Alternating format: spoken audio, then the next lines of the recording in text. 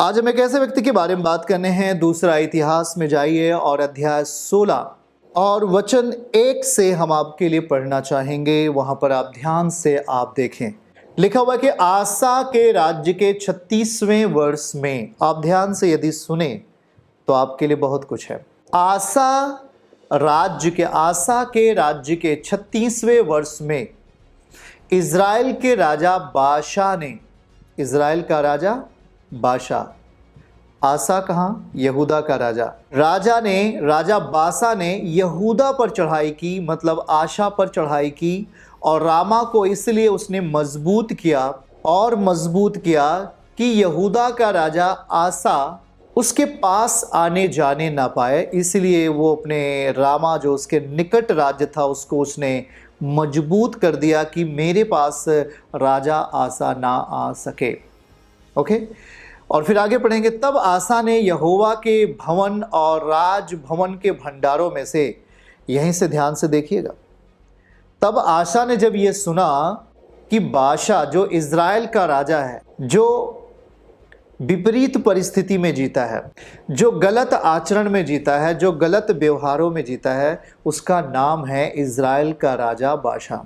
पर जो सच्चाई से जीता है, अभी ईमानदारी से जीता है, अभी परमेश्वर का भय मानता है, अभी उसका नाम है आशा, जो यहूदा का राजा है। लेकिन जब उसे पता चला, हम पढ़ेंगे वहाँ पर लिखा है, जब उसे पता चला कि इज़राइल का राजा बाशा हम पर चढ़ाई करना चाहता है, तो वहाँ पर लिखा है, तब आशा ने यहोवा के भवन और राजभवन के भंडारों में से चांदी सोना निकालकर दमिश्कवासी आराम का राजा बेन-हदद के पास दूध भेजकर यह कहा। कहाँ से सोना चांदी निकाला?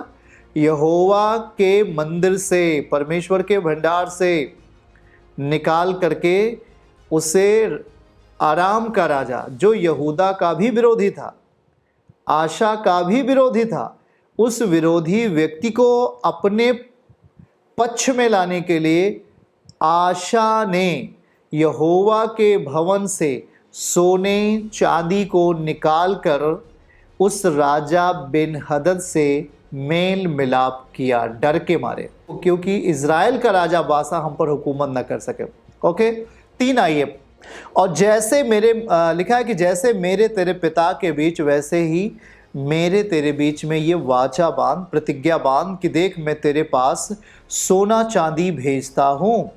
आशा राजा कह रहा है कि मैं तेरे पास सोना चांदी भेज रहा हूँ, इसलिए तू आ और इज़राइल के राजा, जो हमारा शत्रु है, हमारा बैरी है, उसका नाम बाशा है, उसके साथ जो तूने वाचा बांधी है मित्रता का, उसे तोड़ दे और मेरे साथ आ जा और उसे मुझसे दूर हो जाने दे, दूर कर उसे मेरे पास से, और तू मेरे पास आ जा। ओके, 4 आयत में लिखा है, बेन-हदद राजा, भाई स्वाभाविक है, शासक है, वो सोना चांदी पा गया। उसने कहा ठीक है, मैं अब आप पर चढ़ाई नहीं करूंगा, अब मैं उस पर चढ़ाई करूंगा जो इज़राइल का राजा बाशा है। और वो चढ़ाई करता है, और वहाँ पर नाम लिखा गया है योन, दान, अबलैम और नप्ताली के सब भंडारों को उसने क्या कर लिया? जीत लिया। ओके, 5वीं आयत में पढ़ेंगे। यह सुनकर इज़राइल का जो राजा बाशा था, उसने सुना कि आराम का शासक बेन-हदद मेरी तरफ था, लेकिन अचानक यहूदा के राजा आशा के तरफ हो करके ऐसा कार्य कर दिया। तब वो फिर यहूदा के राजा आसा के ऊपर आक्रमण करने का विचार छोड़ दिया, और लिखा है कि वह अपना काम बंद कर दिया। जो उसने रामा जगह को मजबूत कर रहा था, उसने उसका काम छोड़ दिया। फिर आगे क्या लिखा? फिर तब राजा आसा ने पूरे यहूदा देश को साथ लिया, और रामा में जहाँ पर वो काम कर रहा था, उसे मजबूत बना रहा था, उसे दृढ़ कर रहा था, वहाँ पर उसने काम छोड़ दिया। उस स्थान पर राजा आशा, जो यहूदा का राजा आशा था, जो यहोवा का भय मानता था, उसने पत्थरों और लकड़ियों को, और जहाँ पर बाशा काम करता था, सब उठा ले गया, और उसने गेवा और मिस्पा को दृढ़ किया। इन जगहों को उसने मजबूत बना लिया। फिर 7वीं आयत में लिखा है, तब उस समय हनानी दर्शी, अब यहीं पर जो है एक अलग मोड़ आता है। तब यहां पर लिखा है, तब हनानी दर्शी यहूदा के राजा आसा के पास जाकर कहने लगा, तूने जो अपने परमेश्वर यहोवा पर भरोसा नहीं रखा वरन आराम के राजा बेन-हदद पर भरोसा रखा, इस कारण आराम का राजा तेरे हाथ से बच तो गया, तेरे हाथ से भी वो बच गया। और फिर 8वीं आयत में लिखा, क्यों क्या कूसियों लूबियों की सेना बड़ी न थी? परमेश्वर याद दिला रहा है अपने दास के द्वारा, अपने दास के द्वारा। उस दास का नाम है हनानी, और उसने तुरंत भेजा परमेश्वर का, जा उसको बता दे, क्या तेरे पास कूसी और लूबी बड़ी सेना तेरे सामने नहीं आई थी? बड़े बड़े रथ लेकर नहीं आए थे, उस पर सवार नहीं थे, तब भी तूने यहोवा पे भरोसा रखा था। लेकिन आज क्या कर दिया? इस कारण उसने उनको तेरे हाथ में कर दिया था। पर 9 आयत, देख यहोवा की दृष्टि, यहोवा की जो आंखें हैं, परमेश्वर की जो आंखें हैं, वो पृथ्वी पर इसलिए फिरती रहती हैं कि जिनका मन परमेश्वर की ओर निष्कपट है। पॉइंट इसे आप अंडरलाइन कर दीजिए। जिसका हृदय परमेश्वर की ओर निष्कपट है, उनकी सहायता में वह अपनी सामर्थ्य दिखाए। तूने यह काम मूर्खता से किया है, इसलिए अब से तू लड़ाइयों में फंसा रहेगा। हे राजा आशा, हे यहूदा के राजा आशा, तू अब लड़ाइयों में फंसा रहेगा, क्योंकि तूने परमेश्वर पर भरोसा ना करके तूने एक इंसान पर भरोसा किया, एक आराम के राजा बेन-हदद पर भरोसा किया, उसकी ओर से तूने अपना बचाव देखा। इसलिए अब परमेश्वर कह रहा है कि तू जिंदगी भर जो तेरा जीवन बचा हुआ है, उसमें तू लड़ाइयों में, रोगों में, बीमारियों में फंसा रहेगा। प्रिय भाई बहनों, ये चैप्टर पढ़ते समय बड़ा ही महत्वपूर्ण परमेश्वर सूचना दे रहे हैं, और आज हम इस बात को देख पा रहे हैं कि एक यहूदा का राजा जिसका नाम आशा है, वो जीवन भर परमेश्वर का भय माना और जीवन भर वो परमेश्वर को वो मानता रहा। लेकिन कुछ समय ऐसा उसकी ज़िंदगी में आया कि वो अपने विश्वास की जो दायरा है उसमें उसने गलत चीज़ों को शामिल कर लिया। विश्वास की जो बाउंड्री है उसमें संसार की चीज़ों को शामिल कर लिया, संसार के भय को शामिल कर लिया। यहूदा का राजा, इज़राइल का राजा सेम है, दोनों का परमेश्वर सेम है, लेकिन यहाँ पर एक इज़राइल का राजा जो बादशाह है वह एक दुष्ट व्यक्ति है।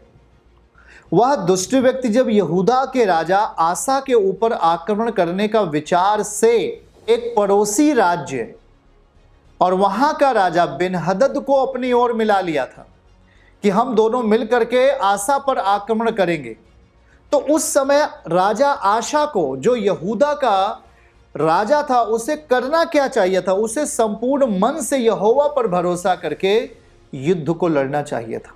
परमेश्वर इस वचन में यह दर्शा रहा है कि यहां पर जो यहूदा का राजा आसा है वो डर गया।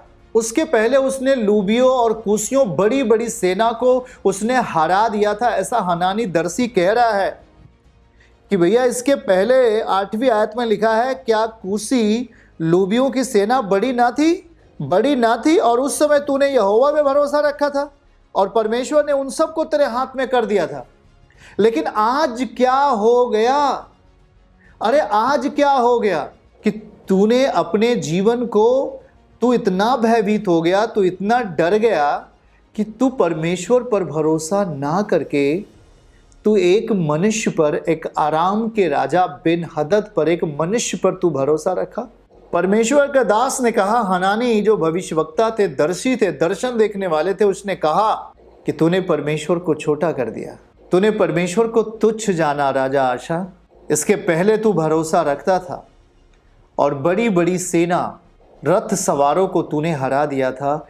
केवल परमेश्वर पर भरोसा करके तूने युद्ध किया और तू जीत गया था। लेकिन आज परमेश्वर दुखी है, क्योंकि जब उसने सुना कि उसके पड़ोसी राज्य इज़राइल ने हम पर हमला करने के लिए एक शत्रु के साथ वहाँ के राजा बेन-हदद के साथ, आराम का राजा था बेन-हदद, उसके साथ मिल करके राजा आसा के ऊपर, यहूदा के ऊपर आक्रमण करने वाला है। तो तू डर के मारे सोने, मेरे भंडार से सोने और चांदी निकाल कर तूने आराम के शासक बेन-हदद को मिलाने के लिए, उसको अपने पक्ष में करने के लिए तूने मेरे भंडार से सोने और चांदी को ले जाकर उसे दिया और उसे अपने पक्ष में कर लिया। तेरा भरोसा कहाँ गया राजा आशा। प्रिय भाई बहनों, समझिएगा, परमेश्वर यही तो आपसे कहना चाहता है, यही सबसे कह रहा है कि इसके पहले जब तू समस्या में था, जब तू बीमारी में था, जब तू दुर्बलता में था, तो क्या मैं तेरी समस्या का हल नहीं किया? जब तू मरने वाला था, कोई कह रहा था कि तू बचेगा ही नहीं, मैंने तुझे बचा लिया। तूने गवाहियां सुनी और दुष्ट आत्माओं से लोग रिहा हुए, बड़े बड़े और तमाम प्रकार के प्रभु ने अद्भुत काम किए। क्या तू उन बातों को भूल करके एक ऐसे मनुष्य पर भरोसा कर लिया कि वही मेरे लिए सब कुछ करेगा? यहीं पर परमेश्वर दुखी होता है और वो अपने चुने हुए एक दास, एक हनानी नाम के व्यक्ति को, जो दर्शी था, दर्शन देखने वाला था, भविष्यवक्ता कह सकते हैं, उससे परमेश्वर ने बात किया और कहा जाकर उसे तू एक संदेश दे, जाकर मेरी बात उस राजा आशा जो यहूदा का राजा है उससे जाकर मेरी बात कह दे। क्या तूने पिछला युद्ध जो लड़ा था तूने अपने बाहुबल से या इंसानियत की बल से जीता था? नहीं, बाइबल कहती है तूने मुझ पर भरोसा रखा था और मैंने उन शत्रुओं को तेरे हाथ में कर दिया था। पर आज तूने क्या किया? तेरा मन मेरी ओर निष्कपट नहीं है, इसलिए तू मेरी सामर्थ्य को अब देख नहीं सकता। बाइबल 9 पद में सीधा सीधा लिखता है, हम उसे पढ़ेंगे। लिखा है, देख यहोवा की दृष्टि, यहोवा की आंखें सारी पृथ्वी पर इसलिए फिरती रहती हैं कि जिसका मन उसकी ओर निष्कपट है, जिसका मन परमेश्वर की ओर निष्कपट है। अरे हमारे मन में कपट भरा हुआ है, परमेश्वर हमें देखता है, वो पृथ्वी भर में घूमता रहता है। अभी हम लोग प्रेयर करके खा पी के सो जाते हैं, लेकिन परमेश्वर हमें देखता रहता है। हम सुबह उठते हैं, परमेश्वर के सामने घुटने टेकते हैं, कुछ लोग घुटने नहीं टेकते हैं, कुछ लोग वैसे ही प्रार्थना बगैर किए घर से बाहर निकल जाते हैं, कुछ लोग प्रार्थना करते हैं। तो सबको वो देखता रहता है, सबको देखता रहता है। लोग छोटी छोटी बातों से डर करके परमेश्वर के विरोध में, यस्सु के विरोध में झूठी गवाही देने लगते हैं। उनका मन निष्कपट नहीं है। उनका मन क्या हो गया है? कपट से भर गया उनका मन, निष्कपट नहीं है, कपटी हो गया। जैसे बोलते हैं कपटी हो जाना, कपट से भर जाता है। वो दूसरों के प्रति कपट का भाव पूर्ण मन रखते हैं, दूसरों को गिराने के लिए कपट रखते अपने मन में। प्रभु कहता है जिसका मन निष्कपट है, जिसका मन निष्कपट है, जिसके मन में कोई भी कपट जैसी बात नहीं है, जिसके मन में कोई ईर्ष्या जैसी बात नहीं है, जिसका मन परमेश्वर की ओर से शुद्ध है, जिसका मन परमेश्वर की ओर से निष्कपट है, प्रभु कहता है उनकी सहायता में परमेश्वर अपनी सामर्थ्य को दिखाता है। हालेलुया बोलिए भाई बहन। निष्कपट रखो अपने मन को। हमारे साथ रहने वाले लोगों के साथ में मैं निष्कपट रहता हूँ। आप अपने परिवार के साथ निष्कपट नहीं है, आप अपने मित्र के साथ निष्कपट भावना में नहीं है, कपटपूर्ण व्यवहार करते हैं, धोखे की बात करते हैं और ऐसी बातें मन में रखते हैं, छल करते हैं। परमेश्वर कहता है मैं धरती भर में घूमता रहता हूँ, मैं सबको देखता रहता हूँ, मेरी नज़रें सब पर लगी रहती हैं। और जिसका मन निष्कपट रहता है उसकी सहायता करने में मैं अपनी शक्ति प्रकट करता हूँ, ऐसा वचन में लिखा है। फिर से पढ़ लीजिए, यहोवा की दृष्टि सारी पृथ्वी पर घूमती फिरती रहती है। यहोवा की आंखें, जरा सोच के देखें, वो परमेश्वर है, वो अपनी आंखों से एक बार में सबको देख लेता है। वो मनुष्य नहीं है, मनुष्य तो अपने सामने ही देख सकता है बस, लेकिन परमेश्वर सबको देखता है। वो कहता है कि मैंने तेरे जीवन को मैंने तेरे नाम को अपने हथेलियों में खोद कर रखा है, मैं तेरे चित्र को अपने हथेलियों में खोद कर रखा हूँ। वो सबको देख लेता है और कहता है कि मेरी दृष्टि पृथ्वी पर इसलिए फिरती रहती है कि जिनका मन उसकी ओर निष्कपट रहता है, जिसका मन परमेश्वर की ओर निष्कपट रहता है, जिसका हृदय परमेश्वर की ओर निष्कपट रहता है, वह उनकी सहायता करने में, ये लिखा है ऐसा, वो उनकी सहायता करने में अपना सामर्थ्य दिखाए। तूने यह काम मूर्खतापूर्ण किया है राजा आशा, इसलिए अब तू लड़ाइयों में फंसा रहेगा। क्यों? क्योंकि तूने किया क्या है? तूने मुझ पर विश्वास नहीं किया। तूने किया क्या? वहां हम पढ़ेंगे इसको 7वीं आयत में लिखा है, हनानी दर्शी यहूदा का राजा आसा के पास जाकर कहने लगा, तूने जो अपने परमेश्वर यहोवा पर भरोसा नहीं रखा, तूने अपने परमेश्वर यहोवा पर भरोसा नहीं रखा। परमेश्वर कितना सेंसिटिव होता है, कितना संवेदन होता है जब आप उस पर भरोसा नहीं रखते हो, उससे पाकर भी उस पर भरोसा नहीं रखते हो, उससे आशीर्वाद पाकर भी उस पर भरोसा नहीं रखते हो, उससे छुटकारा पाकर भी, उसकी मदद पाकर भी उस पर भरोसा नहीं रखते हो, तो वो बहुत दुखी होता है और वो अपने दास के द्वारा आपसे बात कर रहा है। जैसे हनानी को भेजा वैसे आज आपसे बात कर रहा है प्रभु। वो कह रहा है कि तूने जो अपने परमेश्वर यहोवा पर भरोसा नहीं रखा, वरन आराम के राजा ही पर भरोसा रखा है, इस कारण आराम का राजा तेरी ओर से, वो तेरे हाथ से बच गया। तूने यहोवा पे भरोसा नहीं रखा, आराम के राजा पर भरोसा रखा है, इसलिए बाइबल बताती है कि तू निष्कपट, तेरा मन निष्कपट नहीं है। अब तू कपट में पड़ चुका है। तू मेरे भवन के सोने और चांदी को निकाल करके तू उस शत्रु को दे रहा है जिससे तुझे लेना था, और तू मेरे भवन का पवित्र चीजें, सोने चांदी को निकाल करके जो खुदा के भंडार में था, मतलब जो परमेश्वर के भंडार घर में था, उसे निकाल कर तू शत्रु के हाथ में देकर मित्रता कर रहा है। प्रभु कह रहा है कि उसे तुम्हें जीतना चाहिए था। वचन में लिखा कि तुम्हें उसे जहां उसे हरा देना चाहिए था, तुम उसी से मित्रता कर रहे हो, उसी से तुम, जो तुम्हारा शत्रु है, जो तुम्हें मारना चाहता है, जो तुम्हें हराना चाहता है, उसी पर तूने भरोसा रखा। प्रिय भाई बहनों, क्या आज आप भी ऐसे हैं? क्या आज आपकी दशा ऐसे तो नहीं है कि जिस परमेश्वर ने आपकी जिंदगी में महत्वपूर्ण काम किए, जिस यस्सु ने सलीब पे चढ़कर आपकी जिंदगी की कीमत अदा किया, जिस यस्सु ने अपने पीठ पर 39 कोड़े खाकर आपके लिए, हमारे लिए छुटकारे का कारण बना, जिस यस्सु ने हम सब के लिए, हम सब के पापों की क्षमा के लिए सलीब पर उसने जान दिया, अपना खून बहाया, क्या हमारा मन आज उसकी ओर निष्कपट है? क्या आज हम उस पर भरोसा ना करके हम ऐसे वस्तु पर या ऐसे व्यक्ति विशेष पर भरोसा करते हैं जो हमारे जीवन के लिए कुछ भी नहीं कर सकता? भाई बहन, परमेश्वर बता रहा है आपको, आप अब्राहम पर भरोसा करो, आप इसहाक पर, याकूब पर, पतरस पर, यूहन्ना पर, दाऊद पर भरोसा रख सकते हो, लेकिन उस पर नहीं जो परमेश्वर की बाउंड्री से बाहर है, जो परमेश्वर के दायरे में नहीं है, जो परमेश्वर के आत्मा में नहीं है। आप उस पर भरोसा रखते हो, परमेश्वर को बहुत दुख है। तुम अपने राज्य को बचाने के लिए, हे आशा राजा, एक आराम का शासक, जो आशा का बैरी है, आशा उस पर भरोसा रखता है, और इस कारण परमेश्वर बहुत दुखी होता है, बहुत दुखी होता है।